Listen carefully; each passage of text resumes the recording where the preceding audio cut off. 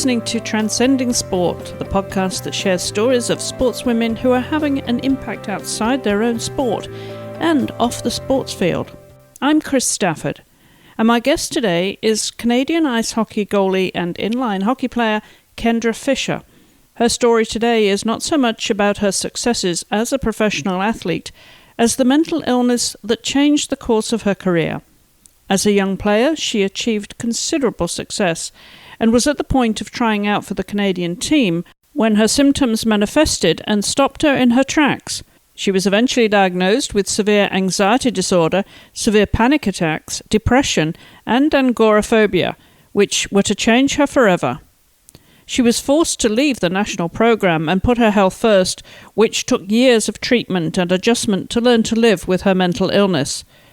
Kendra has reached a point where she has the tools to manage her conditions and is in a position to help others through motivational speaking and her website, Mentally Fit. Kendra, welcome to the program. Hi, thanks so much for having me. Well, it's an important topic that we, of course, cover as much as we can here on Wisp Sports to bring to light the issues that face women in sport, and not least of all, mental health issues. And you have had your own experiences, of course, that have brought you out in a way to share that with the wider community and groups with your public speaking, of course, which is very, very important. And we want to talk about what you're doing now with Mentally Fit and everything else that you're doing these days. But let's start with a little bit of background, Kendra, as to how it manifested in you as a professional athlete and how it impacted you. Well, I guess tenfold is the answer.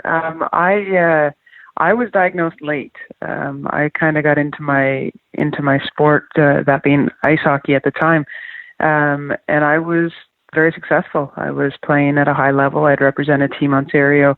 I was a carded member of Team Canada's hockey program, and right kind of at the brink of getting to wear that red and white jersey with my name on the back, I started just feeling off. And I remember back then, I didn't know the language. I didn't have the education. I didn't know about mental illness. And the way it started, it was originally, I thought I had a heart problem, and then there was something wrong with my stomach. And by the time I was done, my doctor had sent me to every specialist you could imagine. And everybody just told me how healthy I was.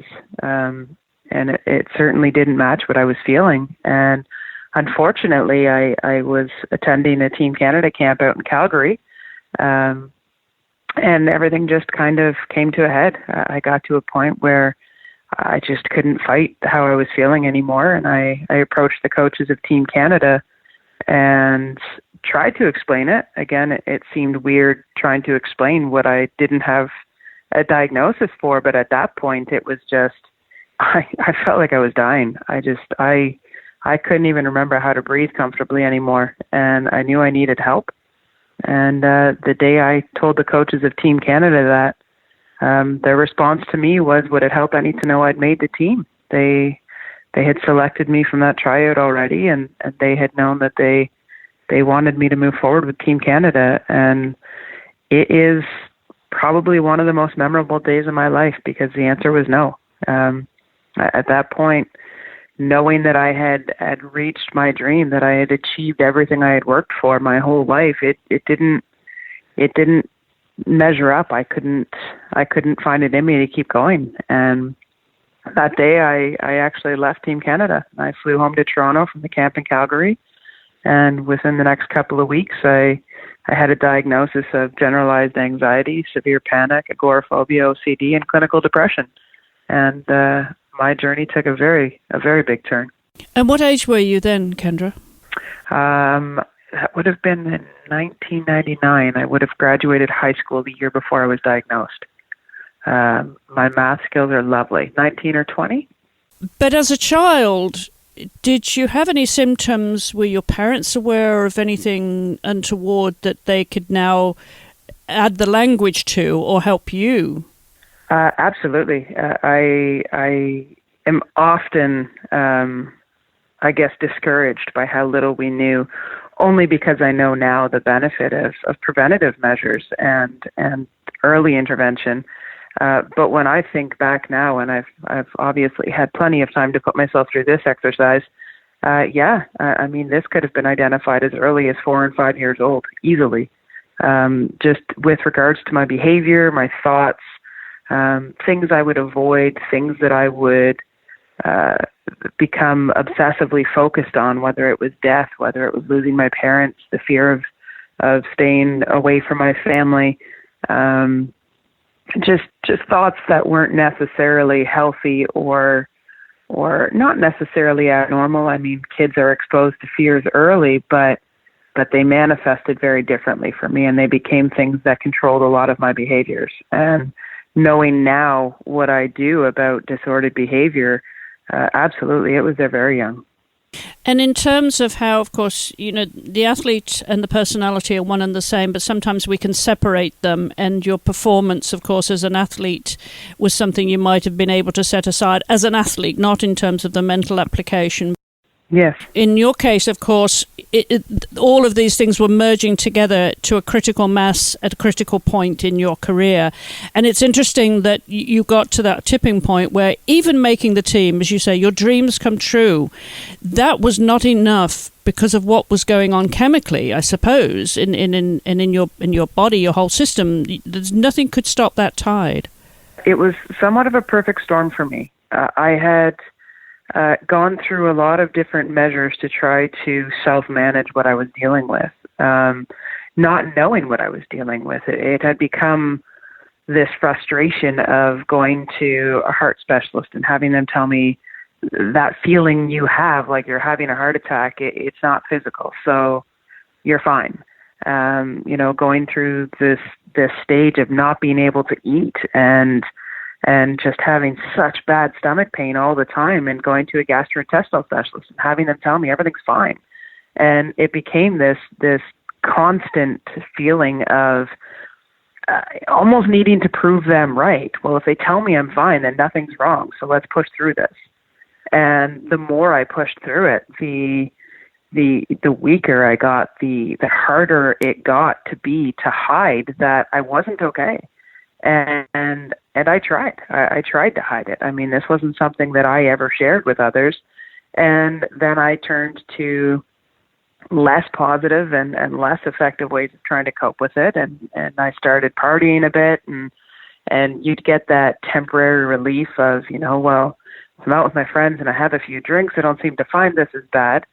And so then it becomes cyclical on that sense. Well, I mean, as you learn, unfortunately, with mental illness, alcohol or any other substance for that matter, they're not beneficial. They're depressants. They only amplify what you're already dealing with. So any means I had to self-cope, nothing positive, and nothing positive came of it. And by the time I got to the tryouts in Calgary, after I would say probably having felt this way all summer and not being able to identify anything, I was so lost. It was the loss of failing to arrive at a diagnosis. It was the loss of not being able to explain to anybody and wanting to hide from everybody that I wasn't at my best. I mean, I'm at Team Canada tryouts. It's not as though I could let my coaches know I was off or wanted my teammates and in essence, some of my competition, other goalies at the camp. I didn't want anybody to know that I wasn't at my best. And I kept burying it. And I got to a point I couldn't do it anymore. I knew that I was at a place that there was no possibility I could hide it anymore. And to me, that was the moment that felt like defeat. And it's burying that shame for so long, I would imagine, Kendra, when you then have to have the confidence and be at that critical point where you have to address it, you have to confront it head on and get some help. So talk about how then that you transitioned towards some positive help and the support that you had around you in order to do that and not lose face, as it were, as an athlete, not as a person, but as an athlete who was coming to the point of a career where she was getting to where she absolutely wanted to be, and the future was bright, so to speak. But that must have been very, very difficult separating the two. Talk about how you moved up the ladder and your negative turned to a positive. Very unwillingly, as it would be. I think if you spoke to any of my doctors or psychologists, I wasn't easy. I maintained that athlete mentality through everything. And I'll tell you, when it started to come out that there was suspected mental illness, I was not a willing patient.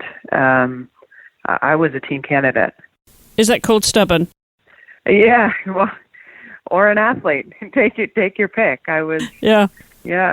I was Superwoman. I could play and I could stand in front of pucks flying at my head, but they wanted to tell me I was anxious and depressed, and it was laughable to me. It didn't make any sense. And it was, gratefully, it was Team Canada actually who set me up an appointment with a sports psychologist. And when I left camp that year, within 5 days, they had called me and said, "We have an appointment for you." And at that point, I mean, not that I thought I needed a psychologist, not that I thought I needed anything in that realm of support, but to me, it was the politics of it. Team Canada calls you and says, 5 days after you've walked away, we want you to go do this. My only thought was, this is what I have to do to get back. This is what I have to do for them to be okay and for them to have faith in me. And, on the side, I'll actually go figure out what's really wrong, but I'll go do this appointment for them. And it turned out, I spent my first 2 weeks with my psychologist just having horribly awkward staring contests. I didn't know why I was there. I didn't want to be there. I didn't need to talk about my feelings. Nothing traumatic had happened that in my understanding of psychology, that would have landed me there.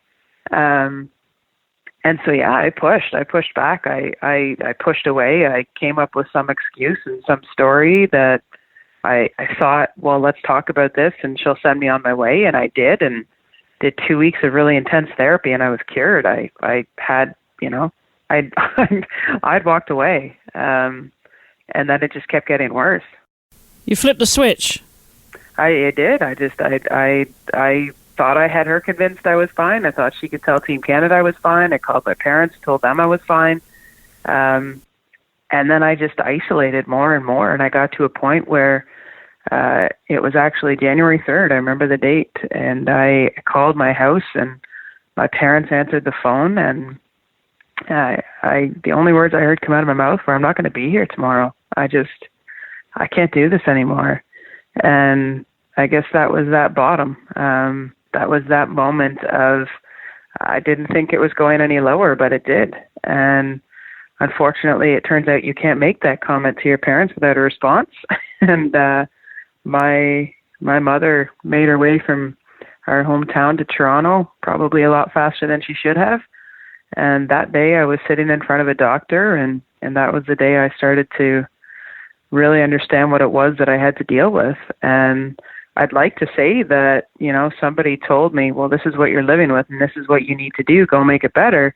But unfortunately, with mental illness, one, the resources they're not there yet. And two, again, I was ashamed. I was embarrassed. I felt like somebody had just sentenced me, and I wasn't going to let anybody know this. I spent the first 5 years living with mental illness, and nobody had a clue what was wrong with me. I dropped out of school. I didn't go to work anymore.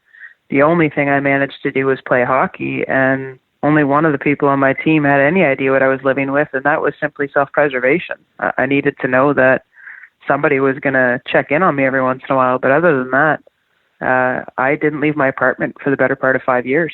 And I didn't get to that place until 5 years later, when I realized I had a choice to make. I could either give up because I wasn't willing to keep going like that, or I could find a way to live with this. And so I spent the next 5 years really mastering what there is of a mental health system, and learning where all the resources were, and learning what my supports could be, and learning about the things I could do to help myself. Unfortunately, with mental illness, it's not as though there's a medication that exists that just makes it go away. But it can get you to a place where you can learn to do a lot more to help yourself as well.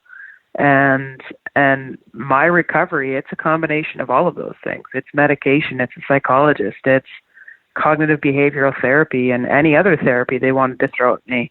it's physical activity, it's nutrition, it's getting enough sleep, it's doing all of the right things and applying mindfulness and yoga. And it's not an easy regimen, but it's something that I've gotten to a place where, pardon me, after 10 years, I'd gotten to a place where I felt good. And shockingly still, after 10 years, it hadn't become a positive for me.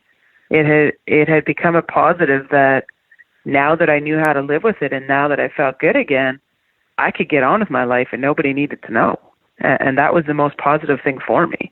I think the thing I was most proud of was I felt good. I felt healthy, and I had managed to hide it. And I continued that way. I think the word I spent, used to describe myself the most after over 10 years was pathetic. That's what mental illness made me feel. And I wasn't willing to share that. That wasn't something that I was going to let anybody know. Until 2010. I had been sitting at the Ontario Women's Hockey Association's head office, and our director walked in and put a piece of paper in front of me. And that piece of paper was a memorial for a 14-year-old girl who had gone home to her parents' basement and hung herself, and her mother found her.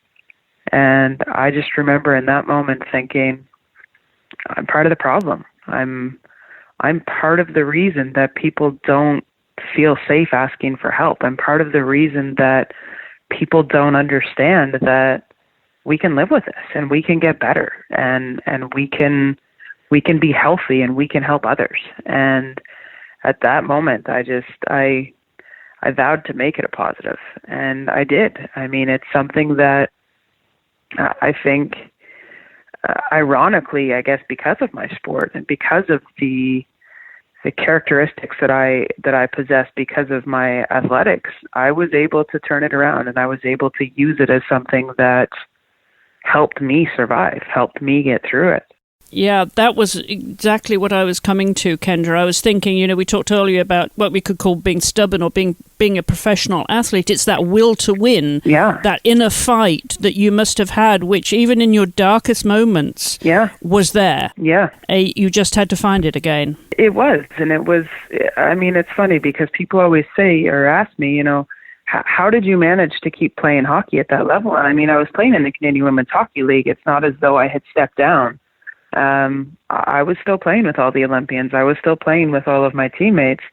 But for me, it was kind of, that was my place of mindfulness in those moments. That was the place where, everybody assumed, well, that would be such great pressure on yourself. And sure, we put pressure on ourselves. And yes, I'm a goalie, so there's a unique kind of stress that comes with that.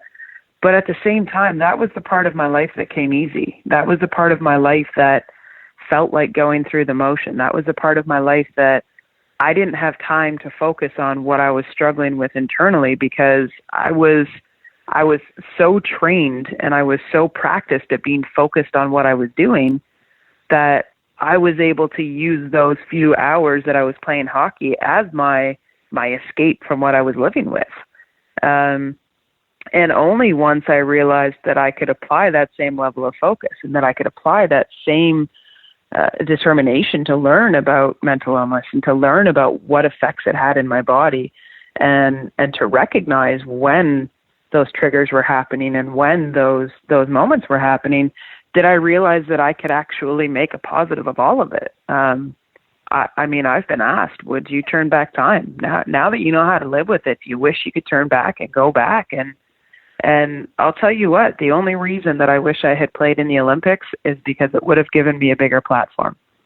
Because I honestly do believe that this happened for a reason. I'm somebody who is able to talk about this and able to share this journey with others. And in a way, I feel as though we can create a community and a support system that really enables us to grow stronger in this.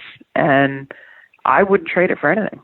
Well, you certainly have done all of that. It really is heartening to hear your story and how you've come through this and how you've really turned it into helping other people as well. So let's talk about mentallyfit.com because you spend a lot of time doing public speaking. How How did you come to the point where you decided, okay, this is going to be a business in of itself?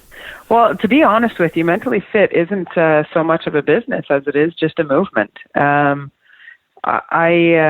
had one of those kind of epiphanies. I was at an event, a psychology event as it would be, and I had the opportunity to hear a gentleman by the name of Dr. Peter Jensen speak. He, at the time that I heard him speak, actually was working in sports psychology capacity with Team Canada. And I remember after I heard him speak, just walking up to him, and I was almost angry. I just had this internal moment of, where were you 10 years ago when I needed you to be with Team Canada? Because you would have changed everything if I had been able to hear this then. And don't get me wrong, I'm blessed to have a brilliant sports psychologist myself. So, but he just had some points that really clicked with me. And one of the points he was talking about was mental fitness, and how we don't spend any time training our minds. We don't spend enough time making that connect between mind and body. And we have this ability to separate them as though they're their own entities. And I don't believe they are. I just, as somebody who has dealt with spending so much time just focused on that piece of mental health, I can attest to every physical aspect that comes with that. My mental health affects my physical health more than, breaking an arm, more than getting a shot in a place where the pad just wasn't in the way. My mental health can affect my body in ways that are terrifying, and vice versa. I mean, our physical health, you can't tell me that somebody who's feeling physical pain for a prolonged period of time has the ability to then maintain a mental stability that is positive, that is healthy, that feels good. And we've gotten away from and have such a split view on health, and it's got to go. And he really kind of pointed that out to me, and that was where the term mentally fit came from. And I walked up to him that day and I said, you know what?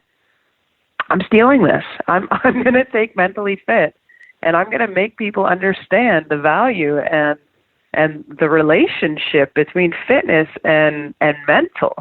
And he looked at me and he said, Kendra, I've been trying for years, so please do. Take it and own it. And mentally fit started as just kind of a hashtag that I put out there.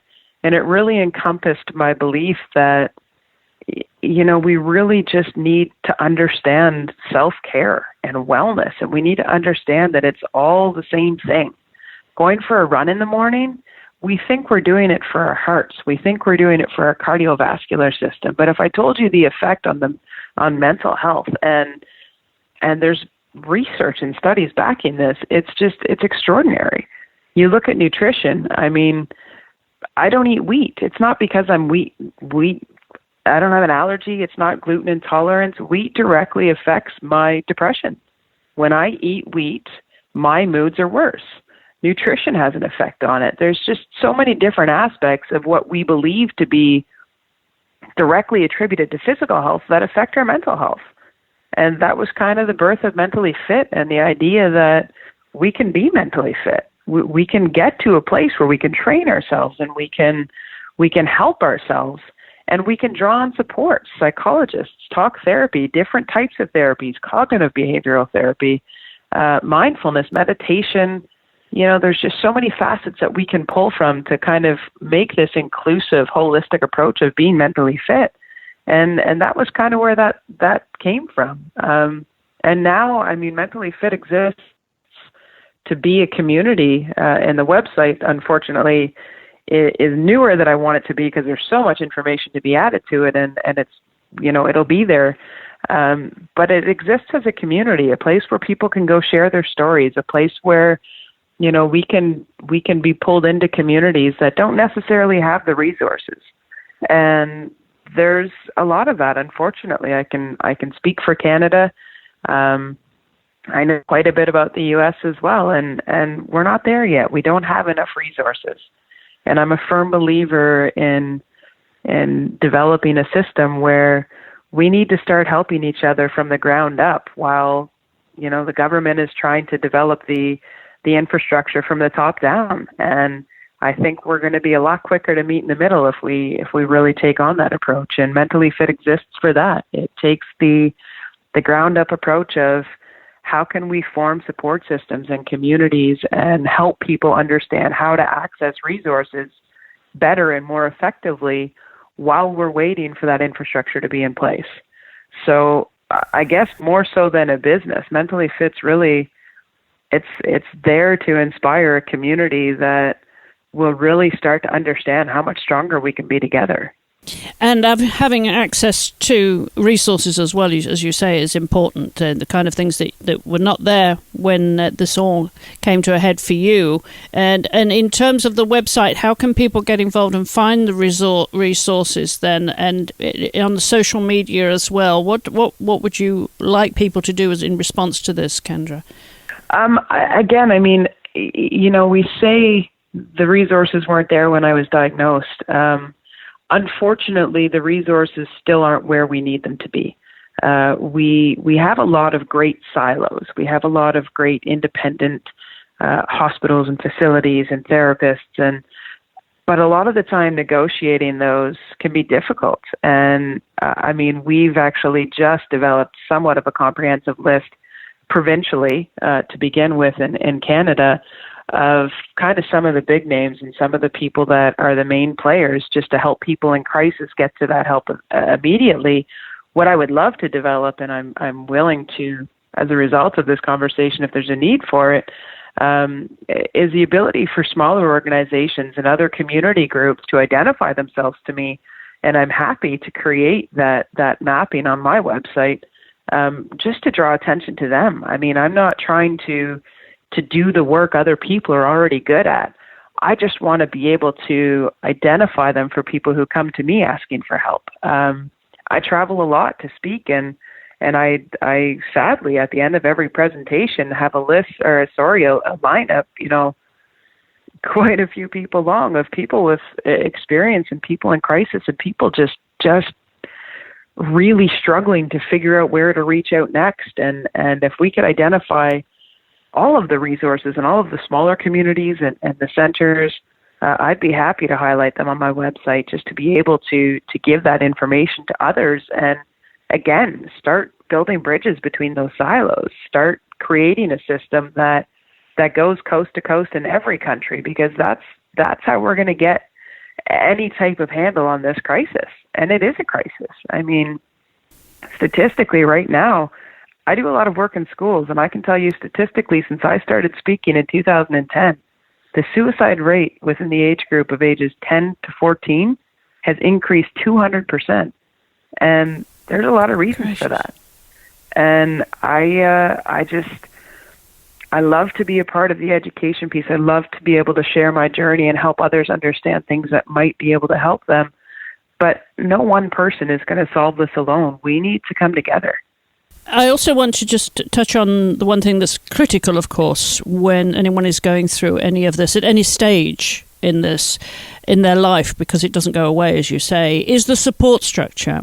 Yes. It's coming to terms with it and not being so embarrassed and ashamed that they can't share it with the family or their partner, whoever it may be, the people that matter around them and the people who love them. Yeah. That connect, obviously, sometimes, well, very often, is a bridge that's very hard for them to cross. Just talk through your scenario as much as you care to share with us and why it's important to connect and communicate. I'm very proactive now. I'm very fortunate that I've gotten to a place where, quite frankly, if somebody has anything negative to say to me because of what I live with, then I just don't have the energy to have that in my life. And that, it was a big step. It took some working up to. At the same time, I jumped in with both feet. I mean, it wasn't as though I just kind of quietly started telling people. I jumped right into telling hundreds of people, and that just kind of took off on me. And unfortunately for a lot of people, that's not going to be their story. Or fortunately, there's nothing that comes with living with mental illness or any experience in life that requires you to become an advocate. There's no expectation there. And it's what you're comfortable with. And I'm blessed that I've been given the opportunity to be a voice for myself, but from what I've heard, also perhaps offer a voice to some people who don't feel as though that's something that they could take on. That being said, I can make this statement wholeheartedly with 100% conviction and belief, and that is, this is never easier alone.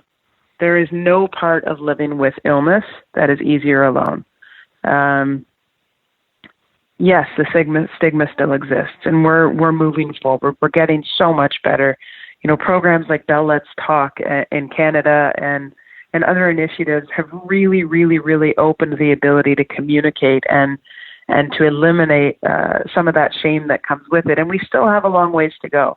But that being said, for me personally, my support system is, I've come to realize that it's strength in numbers. I mean, I like that people know what I live with now. I like it because people hold me accountable. And sometimes when you're dealing with mental illness, you might not even realize that you're starting to show signs of going through, some level of instability with what you're living with. For me, I have a psychologist. I'm an anomaly. My psychologist, it has gratefully been my psychologist since the beginning. And that's a rarity, but I found a relationship with my psychologist that really works for me. Talk therapy is something that I strongly advocate for. I think that it's so important on every level, and that doesn't mean it's going to look like a psychologist for everybody. Sometimes it's peer support. Sometimes it's, a teacher, a counselor. To me, I don't put an emphasis on who it is. It's that you're talking. It's that you're not going through it alone, that you're not isolating yourself. So to me, I have my psychologist. My immediate family all know. My extended family know. My wife not only knows, but she herself lives with a diagnosis of bipolar disorder. So as you can imagine, we're a bit of a reality TV show around here. We really are pretty tough on each other about staying in recovery. We're quick to identify if one another seems to be getting complacent in recovery. And I mean, for me, complacency would be not going to the gym or not working out and not taking the time to have those mindful moments, whether it be through yoga, meditation. If I start to, if I've got a busy week of speaking and I start visiting the drive-through more than I should be, she'll be the first to call me on it. And it's having somebody really know what recovery looks like to you, the things that they know you need to do to stay healthy. And when they see you getting away from those things, them having the permission, I guess, to really put you in your place. Because I know that life gets busy, and unfortunately with mental health, it's the first to go. People don't make the same concessions for themselves that they do for others. We're always quick to run out and take care of everybody else or make sure we fulfill the expectations of everybody else. And the first things that we lose track of are the things that we need to do for ourselves. And so, I mean, having, for me, my wife is it's just paramount for me, because she's somebody who sees when I'm behaving in a way that isn't going to hurt me in the short run, but in the long run, if I don't smarten up, it will. In addition to that, for me personally, I have somebody who trains me, a physical trainer, simply because to me it was putting them in another level of accountability. It was making sure that it's not just up to me, and it's not only affecting my schedule if I don't go work out that day. It's going to cost me money, so it's not something I would give up. And two, it's somebody else's time that I have to respect and be appreciative of. And that also forces me to kind of make sure that I fit that into my day. And for me, it's just kind of making sure you put in little checks like that everywhere. For me, it's making sure that the supports you do put in place are people who will hold you accountable and will remind you every day that you're not alone. And it's okay to make that statement. It's okay if I turn to them one day and say, look, I'm having a rough day. I don't need you to fix it. I just need somebody else to know that today's tough. And I don't want to be the only one that knows that. And even that at this point, it just has such a power to it. And I think that the larger our support network is, whatever that needs to look like for individuals, the better off we are. And in terms of your sports interests and participation, where does that fit into your life now, Kendra? I took on a new adventure.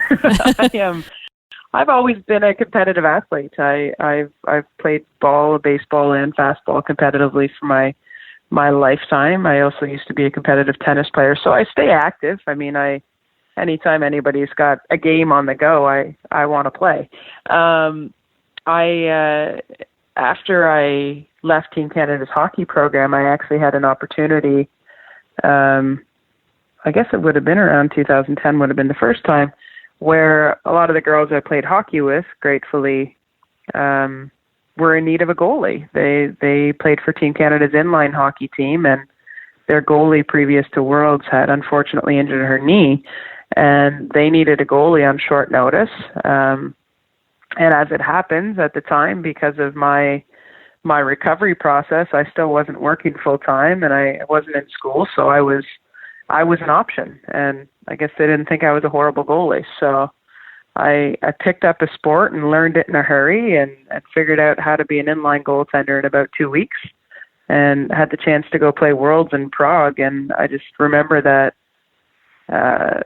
occasion just being such a victory for me on so many levels. I remember walking down the street in Prague, and this was having not been able to be alone for however many years, and needing somebody within arm's length. And here I was on the other side of the world by myself, in all essence, and realizing I was okay.